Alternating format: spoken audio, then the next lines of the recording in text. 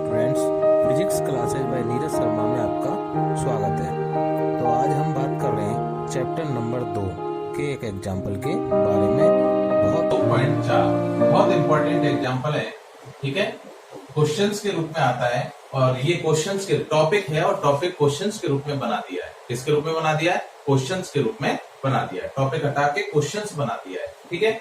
तो देखना ध्यान से भाई, क्या कह रहा है क्वेश्चन ये कह रहा है कि एक स्मॉल आर त्रिज्या की पतली वलय पर, एक स्मॉल आर त्रिज्या की पतली वलय पर क्यू आवेश, स्मॉल क्यू आवेश एक समान रूप से वितरित है, ठीक है। तो वलय की कह रहा है, तो वलय क्या होती है? पहले तो ये देखो, वलय का मतलब क्या होता है। तो 11th क्लास में याद करो, वलय, चकती वगैरह ये सारी चीजें हमने पढ़ी थी।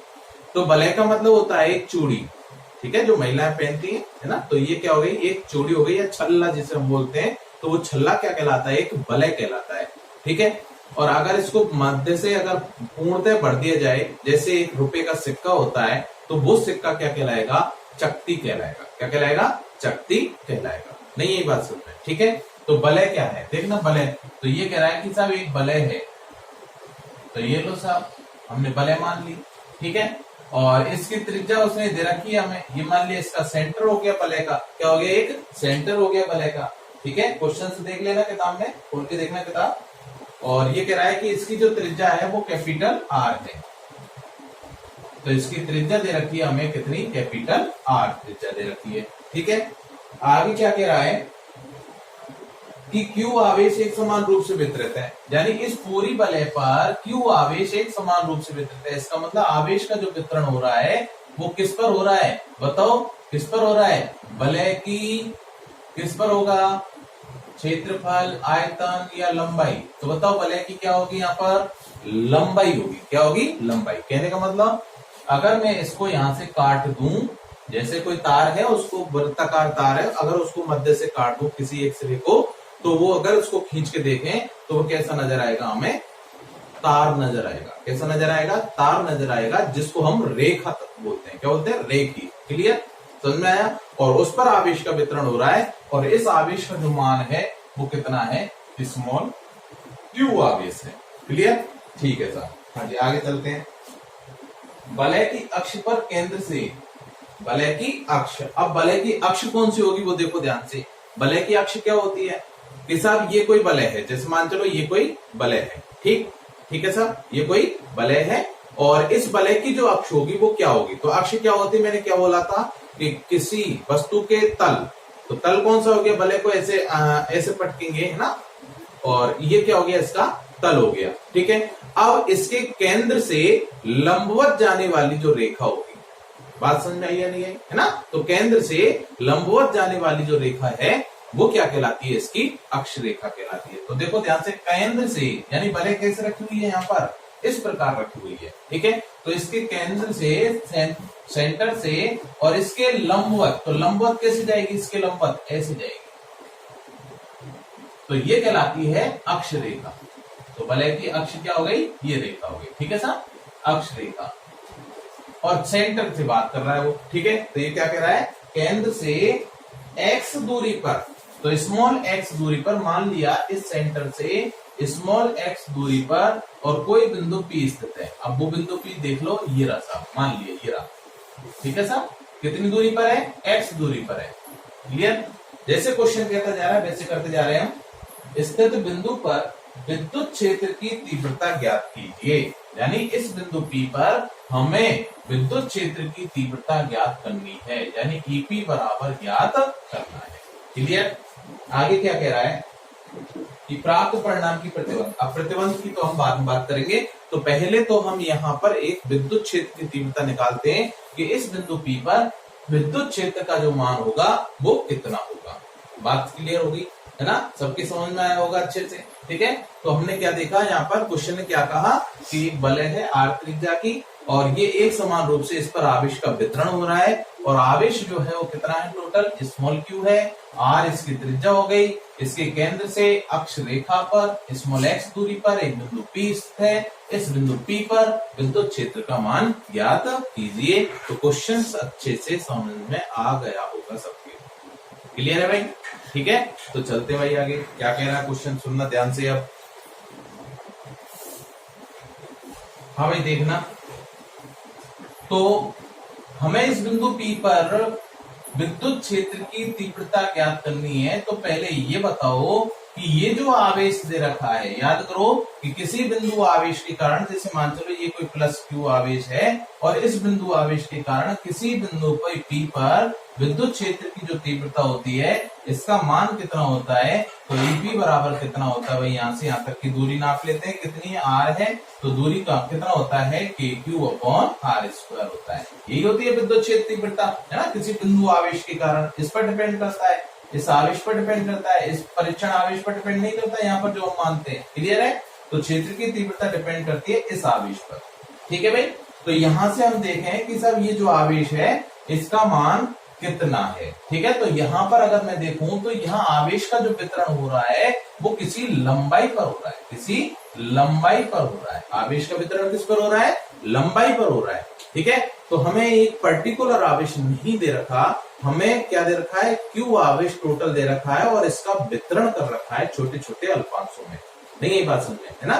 तो हम क्या कहते हैं, याद करो मैंने क्या बोला था कि जब इस प्रकार वितरण हो तो इस तार को हम किसमें व्यक्त करते हैं भाई, अल्पांशों में व्यक्त करते हैं। किसमें व्यक्त करते हैं भाई, अल्पांशों में, छोटे छोटे अल्पांशों में व्यक्त कर लेते हैं। और एक छोटे अल्पांश का हमें आवेश पता है कितना है, dq है, और इसकी लंबाई भी कितनी है, dl है। बात समझ में आई।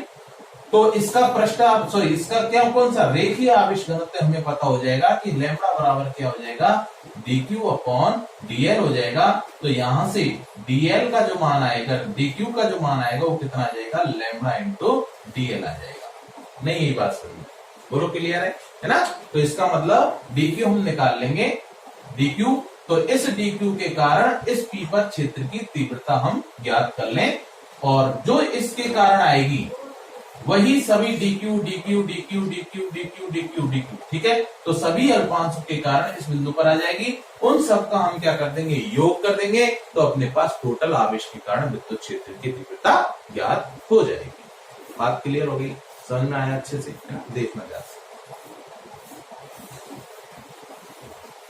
देखो तो भाई, तो हम क्या करते हैं, क्षेत्र की तीव्रता ज्ञात करने के लिए इसको अल्पांशों में विभक्त मान लेते हैं। तो मान ले मैंने एक अल्पांश यहां से काट लिया और ये अल्पांश का आवेश कितना हो गया, dq हो गया। ऐसे एक अल्पांश यहाँ काट लेंगे, ऐसे यहाँ, मतलब पूरा अल्पांशों से मिलकर बना हुआ है। किससे मिलकर बना है भाई, अल्पांशों से मिलकर बना हुआ है। बात समझ में आई, क्लियर है, ठीक है सर। हाँ जी, तो देखना ध्यान से, तो ये dq अल्पांश और इसकी लंबाई भी कितनी हो गई, इसकी लंबाई, अब टोटल लंबाई तो देखो कितनी है भाई, 2πr। क्यों, लंबाई किसके बराबर होगी, परिधि के बराबर होगी, है ना, तो टोटल लंबाई होगी 2πr। ठीक है, तो इसका मतलब इससे देखें तो इसका पृष्ठ आवेश घनत्व क्या होगा अगर dq अल्पांश में व्यक्त करें। ठीक है, तो वैसे अगर सिंपल देखें तो पृष्ठ आवेश घनत्व क्या है वो देखना ध्यान से, क्योंकि चित्रानुसार वलय पर वितरित आवेश के कारण रेखीय आवेश घनत्व, तो क्या होगा, रेखीय आवेश घनत्व लैम्बडा बराबर टोटल आवेश कितना, q। ठीक है, और कितनी लंबाई पर वितरित है, 2πr लंबाई पर वितरित है। ठीक है, तो इसका मतलब अपने पास लैम्बडा कितना आ गया, q/2πr आ गया। ये लैम्बडा का मान हमें ज्ञात हो गया। देखो r हमें दे रखी है, q हमें दे रखा है, और हमने लैम्बडा ज्ञात कर लिया। अब हमें कोई समस्या नहीं है। अब अपने पास जब लैम्बडा है तो इसका मतलब dq का मान हम ज्ञात कर सकते हैं आसानी से। क्लियर है, ठीक है सर। अब देखना ध्यान से, ये वलय इस प्रकार रखी हुई है, वलय इस प्रकार रखी हुई है।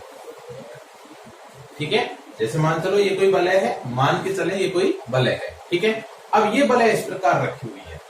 ठीक है, वृत्ताकार है, ध्यान रखना वृत्ताकार है, और यहां पर कोई बिंदु P स्थित है। ठीक, अब इस बिंदु P की जो स्थिति है, देखो सेंटर से जा रहा है, सेंटर से, तो देखना इस बिंदु P पर यहां से अल्पांश जो है इसकी जो लंबाई होगी ये वाली। ठीक, ऐसे यहाँ कोई अल्पांश होगा, इसकी लंबाई यहाँ से यहाँ तक, ऐसे यहाँ से कोई अल्पांश होगा, ऐसे यहाँ कोई अल्पांश होगा, यानी परिधि इसको टच कर रही है। बिंदु P को क्या कौन परिधि से टच हो रहा है इस प्रकार। नहीं यही बात समझे? तो ये सभी लंबाइयां क्या होंगी बताओ, क्या होंगी? बोलो सभी लंबाइयां क्या होंगी?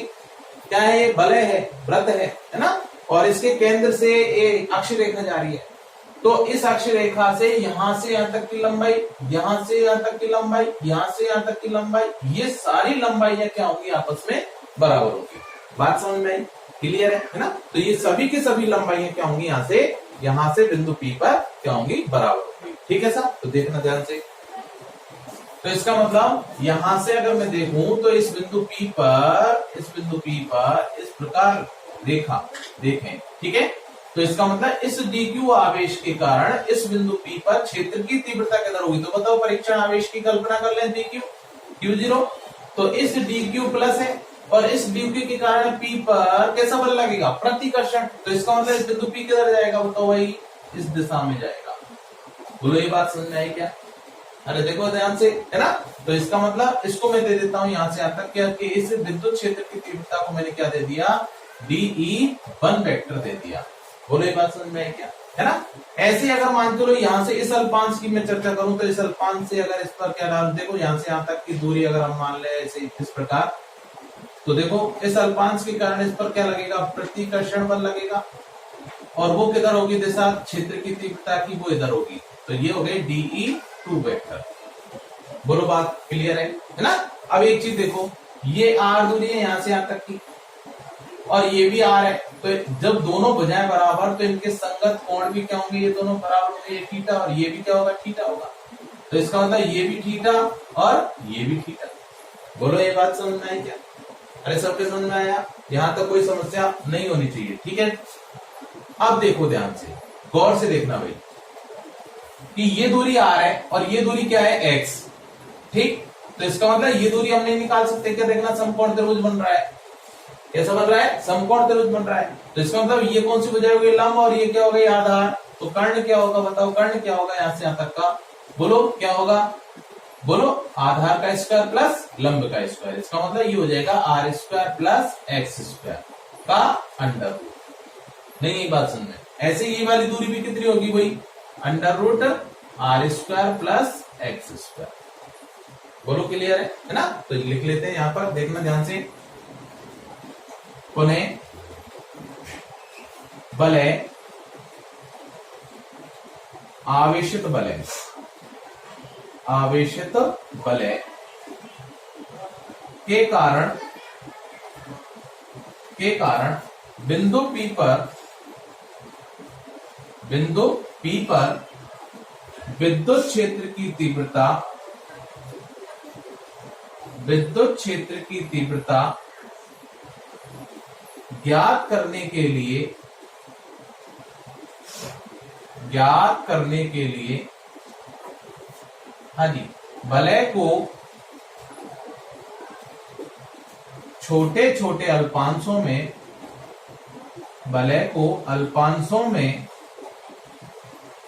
विभक्त मान लेते हैं। अल्पांशों से बना मान लेते हैं, ऐसे लिख देते हैं, अल्पांशों से बना मान लेते हैं,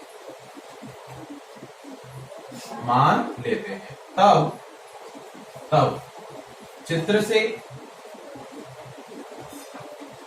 से ये अल्पांश A हो गया और ये अल्पांश B हो गया। चित्र से अल्पांश A के कारण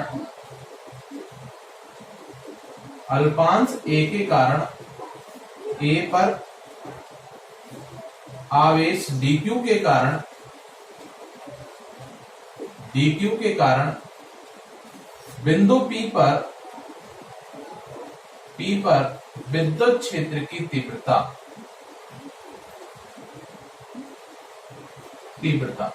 हाँ भाई क्या होगी बताओ? बोलो, तो DE1 बराबर क्या होगी? बोलो, K Q क्या है यहां पर बताओ? DQ बट्टे, ठीक है, DE1 क्या होगी? K DQ बट्टे R²। तो R कितनी होगी? ये वाली होगी, ठीक है। तो अंडर रूट हट जाएगा, स्क्वायर करेंगे जब इसका, तो ये आ जाएगा AP का स्क्वायर। क्या जाएगा AP का स्क्वायर, AP का स्क्वायर, ये दूरी आएगी। और यहां लिख देता हूं क्योंकि त्रिभुज AOP से AP स्क्वायर बराबर क्या जाएगा R square plus X square. ठीक है भाई, तो यहां से मान रख देते हैं, तो लिख देते हैं या DE1 बराबर K DQ बटे R square plus X square. ठीक है भाई, ये मान निकल के आ गया, ये आ गया समीकरण नंबर 1। ठीक है, परंतु रेखीय आवेश घनत्व, रेखीय आवेश घनत्व की परिभाषा से क्या हो जाएगा भाई, परिभाषा से बताओ, लैम्बडा बराबर होगा dq अपॉन dl, क्यों ये अल्पांश dl में तो व्यक्त कर रहे हैं हम, तो लैम्बडा, तो यहां से dq कितना आ गया, dq बराबर आ गया लैम्बडा इंटू dl। ठीक है, समीकरण नंबर 2। यहां तक का स्क्रीनशॉट लो भाई एक बार, फिर आगे चलते हैं।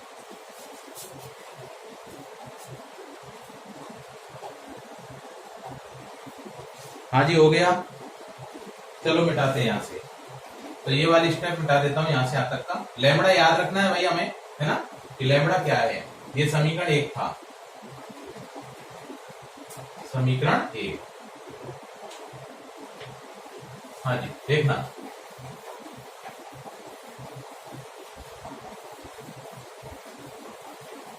अब इसी प्रकार दूसरे अल्पांश के कारण देखते हैं। ठीक है, तो इसका मान देखो, 2 से मान वो 1 था, ये 2 हो गया, और ये क्या हो गया, समीकरण नंबर 3 हो गया। ठीक है, तो 3 से मान 2 में रखने पर, 2 में रखने पर क्या आएगा भाई, 2 में रखने पर तो DE1 आ जाएगा अपने पास कितना, बोलो K लैम्बडा DL बटे DQ के स्थान पर रखते हैं मान, क्यों लैम्बडा हमें ज्ञात है, R square plus X square, ये मान आ गया भाई, समीकरण नंबर आ गया कौन सा, 4। ठीक है भाई, इसी प्रकार अल्पांश B पर आवेश DQ के कारण,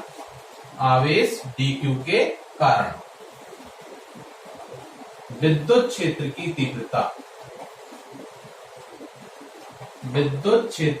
तीव्रता क्या होगी बताओ भाई, DE2 मानिए हमने, तो DE2 बराबर क्या आ जाएगा, यही आ जाएगा सेम। ठीक है, तो K DQ बटे वही कौन सा, BP स्क्वायर।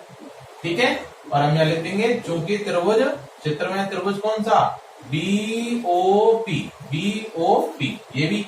ठीक है, से वही BP स्क्वायर बराबर आ जाएगा R square plus X square. ठीक है, अतः वही समीकरण 2,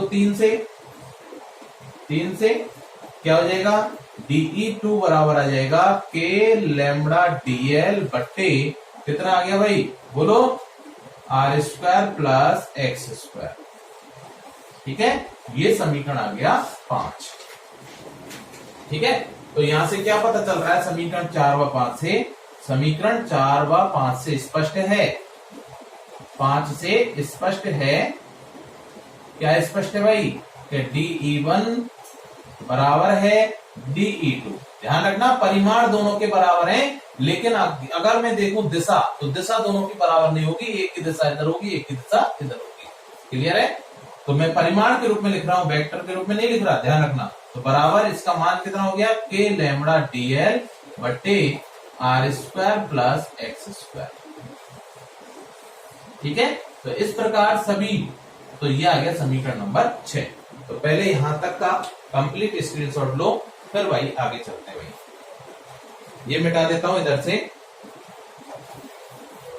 तो अपने पास DE1 और DE2 दोनों आ गए।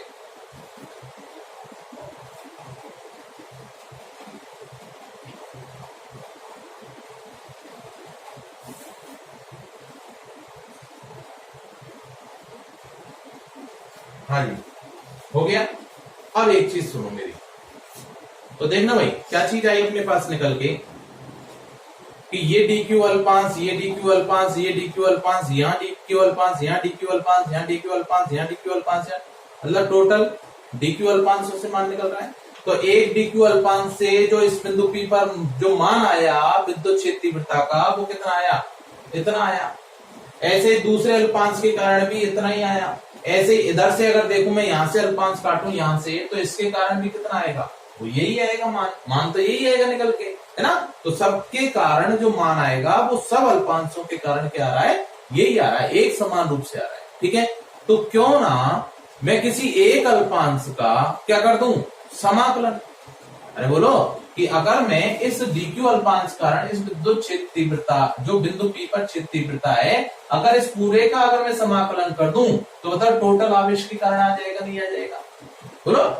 अरे क्या है मतलब, क्या है कहने का कि इस DQ के कारण प्लस इस DQ प्लस इसके कारण प्लस इसके कारण प्लस इसके कारण प्लस इसके कारण प्लस इसके कारण प्लस इसके कारण, तो जितने अल्पांशों में ये बटा हुआ है उन सभी अल्पांशों के कारण अलग अलग क्षेत्र तीव्रता जो आएंगी, इन सब का क्या कर दूं मैं, योग कर दूं। और योग का मतलब होता है समाकलन, ठीक है। तो अपने पास कुल आवेश के कारण इस बिंदु P पर क्या आ जाएगी, क्षेत्र की तीव्रता आ जाएगी। समझ में आ गया होगा, ठीक है। देखो मैं, हाँ भाई, तो देखो, तो इसका मतलब प्रत्येक अल्पांश के कारण क्षेत्र तीव्रता समान आ रही है, ठीक।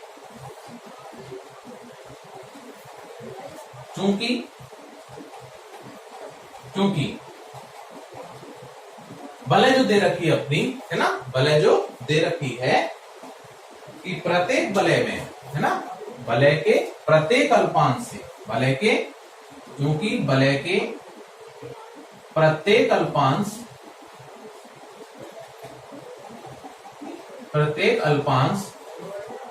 के कारण विद्युत क्षेत्र की तीव्रता का मान एक समान है। अतः संपूर्ण बलय के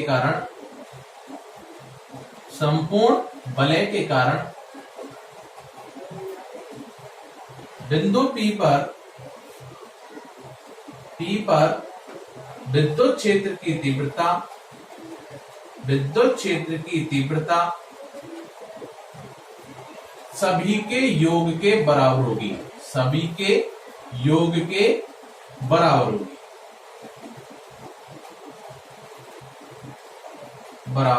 होगी। अर्थात संपूर्ण बलय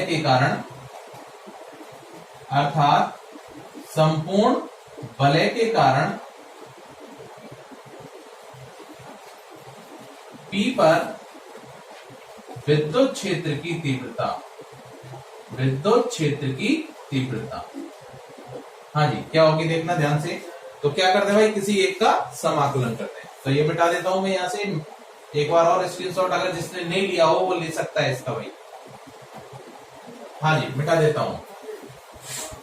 तो किसी भी एक मान का क्या करते हैं हम, समाकलन कर दें, तो क्या आ जाएगा यहां से कि EP टोटल मान निकाल रहा हूं मैं पूरे के कारण, ठीक है। तो EP बराबर टोटल बलय के कारण निकाला जा रहा है, बराबर हो जाएगा किसके, DE1 का इंटीग्रेशन, या फिर DE2 का इंटीग्रेशन कर दो, बात तो सेम है, ठीक है। तो किसी एक अल्पांश कारण हमने क्या कर दिया, समाकलन। अब इसका हम क्या कर रहे हैं, DE1 का मान रख दो, किसी से भी रख दो, है ना। तो समीकरण कौन सा था, 4 से मान रखने पर, तो EP बराबर आ जाएगा अपने पास इंटीग्रेशन के लैम्बडा DL बटे R² प्लस X², ठीक है भाई, ये मान आ गया निकल के। तो अपने पास टोटल बलय के कारण इतना आ गया। अब इसका हम क्या कर लेते हैं, देखना ध्यान से, मान निकालते हैं। लैम्बडा की वैल्यू क्या दे रखी है समीकरण 1 से, क्या भाई, लैम्बडा बराबर दे रखा है Q/2πr, ये दे रखा है, ये मान यहां पर पुट कर देता हूं। तो EP बराबर कितना आ जाएगा, EP बराबर आ जाएगा समाकलन के बाहर आ जाएगा, कांस्टेंट राशि है, ठीक है, समाकलन इंटीग्रेशन Q/2πr, ठीक है।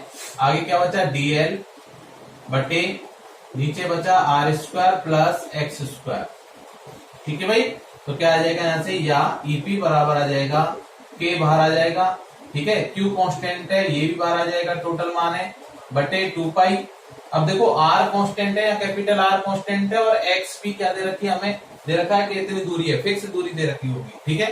तो इसका मतलब ये सारे के सारे मान क्या है, बराबर है, तो इनको सबको बाहर निकाल लेते हैं। तो इसका मतलब ये आ जाएगा बटे 2 पाई, और आर का अंदर गुणा करना चाहो तो कर दो, नहीं ना करो तो कोई बात नहीं भाई, ठीक है। तो R square plus X square, ठीक है, और इंटीग्रेशन ऑफ क्या आ गया, डीएल आ गया।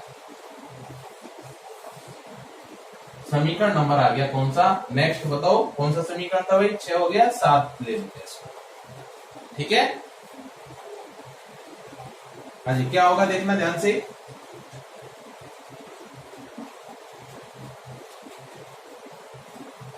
यहां तक का पहले कंप्लीट उतारो, इसको स्क्रीनशॉट ले लो एक बार।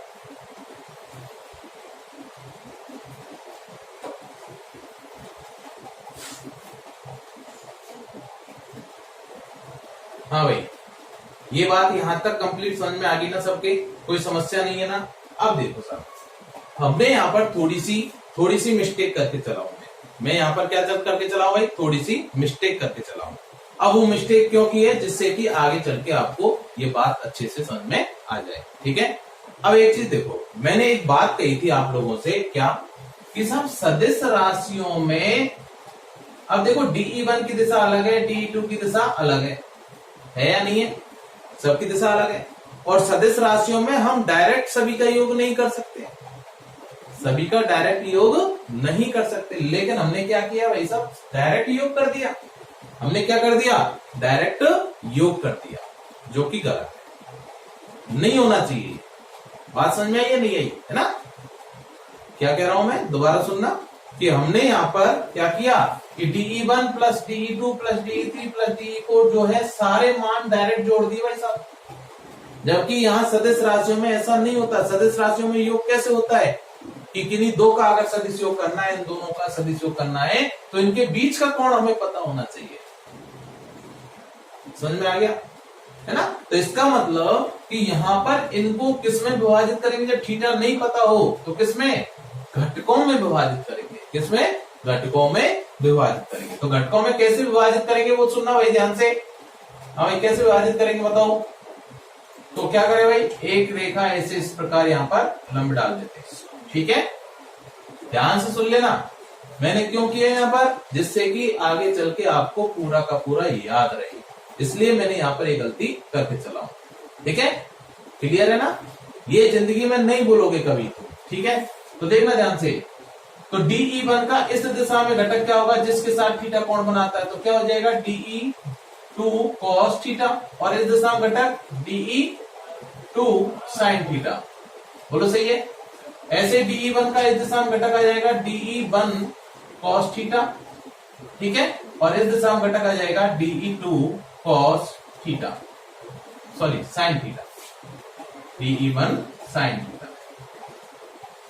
तो अब आई थिंक ये बात समझ में आ गई होगी सबके कि सब ऊर्ध्वाधर घटक तो दोनों देखो DE1 DE2 के बराबर है, तो ऊर्ध्वाधर घटक तो दोनों क्या हो गए, कैंसिल हो गए, लेकिन क्षैतिज घटक सभी के क्या होंगे, एक समान इसी दिशा में। देखो ऊपर वाले का और नीचे वाले का जब इसी दिशा में है क्षैतिज घटक, तो इनका भी इसी दिशा में होगा, इनका भी इसी दिशा में होगा, इनका भी इसी दिशा में होगा, सबका एक ही दिशा में होगा।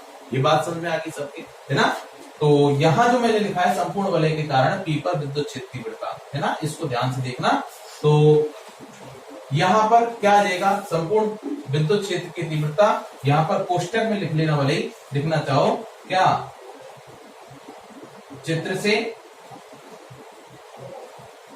से, हाँ भाई, संपूर्ण वलय के कारण पी पर विद्युत क्षेत्र तीव्रता सभी के क्षैतिज घटकों के योग के बराबर है, ठीक है। ये चीज हमने यहां पर नोट कर दी। और चित्र से ऊर्ध्वाधर घटक कौन से, साइन थीटा वाले, ठीक है, DE1 साइन थीटा व DE2 sine theta DE2 sin theta परस्पर निरस्त हो जाते हैं, परस्पर निरस्त हो जाते हैं। ठीक है भाई, क्यों निरस्त हो रहे हैं? क्योंकि DE1 DE2 के बराबर है, तो sin थीटा ये भी क्या होंगे? बराबर होंगे। तो दोनों परिमाण में समान और दिशा में विपरीत होने के कारण क्या हो जाते हैं? एक दूसरे को कैंसिल कर देते हैं, तो एक दूसरे का प्रभाव कैंसिल हो जाएगा। तो यहां से टोटल मान क्या आएगा निकल के? DE1 cos थीटा आ जाएगा। ठीक है भाई, तो ऐसे यहां पर भी DE1 cos थीटा आ जाएगा, यहां पर इंटू cos थीटा। ठीक है, तो देखना चित्र से cos थीटा का मान, क्योंकि समीकरण 1 से लैम्बडा बराबर क्या है? Q/2πr एवं त्रिभुज कोई सा भी ले लो, कोई सा भी AOP से cos थीटा किसके बराबर होगा? बताओ, cos थीटा क्या होता है? आधार बटे कर्ण, यही होता है ना। अब आधार कौन सा होगा? जिस पर लंब और थीटा दोनों होंगे, तो कौन हो गया आधार? x बटे कर्ण क्या है? वही ये रहा, तो √r² प्लस x², ये हो गया कर्ण। ठीक है भाई, तो ये मान यहाँ पर पुट कर देते हैं। तो यहां से देखो लैम्बडा का मान मैंने रख दिया, cos थीटा का मान और रख देते हैं। तो कितना है cos थीटा का मान? बताओ, ये रहा, तो x बटे √r² प्लस x²। ठीक है भाई, तो यहां से देखना r² प्लस x², ये मान दे रखा है। क्लियर है सबके? ठीक, तो इसका मतलब देखो यहाँ पर इसकी घात कितनी? 1, और r² प्लस x² की घात अंडर रूट का मतलब होता है 1/2, तो 1/2 और 1 कितना हो गया? 3/2, ये मान निकाल लिया साहब ने। ठीक है भाई, और x भी अपना कांस्टेंट है, तो x हमने यहां बाहर निकाल लिया। तो अपने पास बच गया इंटीग्रेशन ऑफ dl। ठीक है, समझ में आ गया? अब बस इंटीग्रेशन ऑफ dl क्या होगा देखना चित्र से, क्योंकि चित्र से इंटीग्रेशन ऑफ dl बराबर बलय की लंबाई है, पूरी बलय की लंबाई, ध्यान रखना, ये dl dl dl dl ये dl dl dl सबको जोड़ देंगे तो ये क्या बन जाएगी? एक बलय बन जाएगी। तो बलय की लंबाई, बलय की कुल लंबाई है, कुल लंबाई, और बलय की कुल लंबाई कितनी है? 2πr है। ठीक है भाई, ये मान यहाँ पर रख देते हैं। तो अपने पास क्या मान निकल के आया ईपी का, वो नोट करके पहले यहाँ तक का एक बार स्क्रीनशॉट ले लो। ठीक है, जो पहले लिया था इन दोनों का वो आप लोग डिलीट मार सकते हो।